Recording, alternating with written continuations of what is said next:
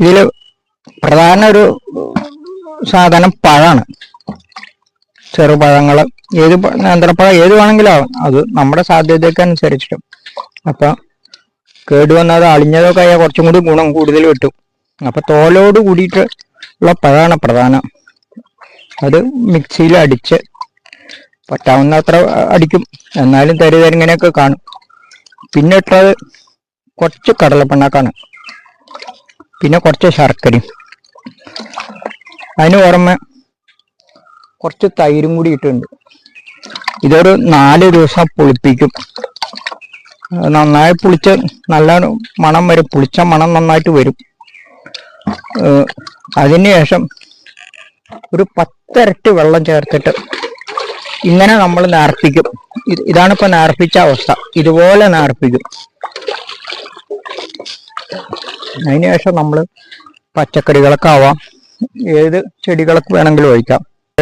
ഒരാഴ്ച മുതൽ 2 ആഴ്ചയുടെ ഉള്ളിൽ അതിൻ്റെ റിസൾട്ട് കാണാൻ തുടങ്ങും. ആദ്യം ഇലക്ക് നല്ല ഡാർക്ക് പച്ചവും, പിന്നെ അങ്ങനെയൊക്കെ ഇതപ്പോൾ ഈ മുളകൊക്കെ നോക്കിയോ, ഈ മുളകിലൊക്കെ വേറെ രാസവളങ്ങളൊന്നും ഇടുന്നില്ല. ഇതൊക്കെ നമ്മുടെ വീട്ടിൽ എന്തൊക്കെ ഉണ്ടോ അതിനെ പൊളിപ്പിക്കുക, പ്രധാനം അതാണ്.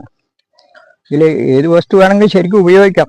അതിൽ പ്രധാനം 2-3 കാര്യങ്ങളാണ് നടക്കുന്നത്. ഒന്ന്, നമ്മൾ അതിനെ പുളിപ്പിക്കണം. രണ്ടാമത്, നമ്മൾ ആ പുളിക്കാനും അതിൻ്റെ കമ്പോസ്റ്റിങ് ഫെർമെൻറ്റേഷൻ വേഗം നടക്കാനും കുറച്ച് ശർക്കരയും കൂടി കൂട്ടണം. അതാണ് പ്രധാന അതിൽ നടക്കുന്ന 2 സംഭവങ്ങൾ. എന്നിട്ട് പൊളിച്ചതിന് ശേഷം നമ്മളതൊരു 10 ഇരട്ടി വെള്ളം ചേർത്തിട്ട് ഇങ്ങനെ മുളകോ അല്ലെങ്കിൽ കുരുമുളകോ ഏതിൽ വേണമെങ്കിൽ, പച്ചക്കറികൾക്ക് ഏതിൽ വേണമെങ്കിലും ഉപയോഗിക്കാം. അവനവൻ്റെ വീട്ടാവശ്യത്തിനുള്ള പച്ചക്കറിക്ക് വളരെ സ്വാദോട് കൂടിയിട്ട് യാതൊരുവിധ കീടനാശിനികളും അടിക്കാതെ നല്ല സ്വാദോടുകൂടി ഇതിലൊക്കെ നല്ല വിളവും കിട്ടും. ഇതിലൊരു പ്രധാന കാരണം എന്താണെന്ന് വെച്ചാൽ, നമ്മൾ തിരിച്ചറിയണത് എന്താ വെച്ചാൽ, ഒന്ന്, നമ്മൾ കീടനാശിനികളും മരുന്നുകളൊന്നും അടിക്കണില്ല. രണ്ടാമത്, യഥാർത്ഥ സ്വാദ്. സത്യത്തിൽ ഇന്നിപ്പോൾ എല്ലാ പച്ചക്കറികളെയും ഏതിൻ്റെ ആയാലും അതിൻ്റെ യഥാർത്ഥ സ്വാദ് എന്താണെന്ന് ആർക്കും ഇപ്പം അറിയില്ല എന്നുള്ള നിലയിൽ തീരുന്നു. അതൊക്കെ നമ്മളൊന്ന് തിരിച്ചറിയണം. എന്താണ് ഒരു പച്ചമുളകിൻ്റെ സ്വാദ്, അല്ലെങ്കിൽ ഒരു കയ്പ്പക്കയുടെ യഥാർത്ഥ സ്വാദ് എന്താ, അതൊന്നും ഇന്ന് ജനങ്ങളൊക്കെ അറിയില്ല എന്നുള്ള നിലവാരത്തിലെത്തി. ഒന്നാമത് ഹൈബ്രിഡുകൾ രംഗത്ത് വരവ്, രണ്ടാമത് ആവശ്യത്തിലധികം കീടനാശികളും രാസവളങ്ങളും ഉപയോഗിച്ചു. അപ്പം തനത് ആയിട്ടുള്ള എല്ലാം നഷ്ടപ്പെട്ടു. അതൊക്കെ തിരിച്ചു കൊണ്ടുവരാനുള്ള ഒരു എളുപ്പ മാർഗമാണ്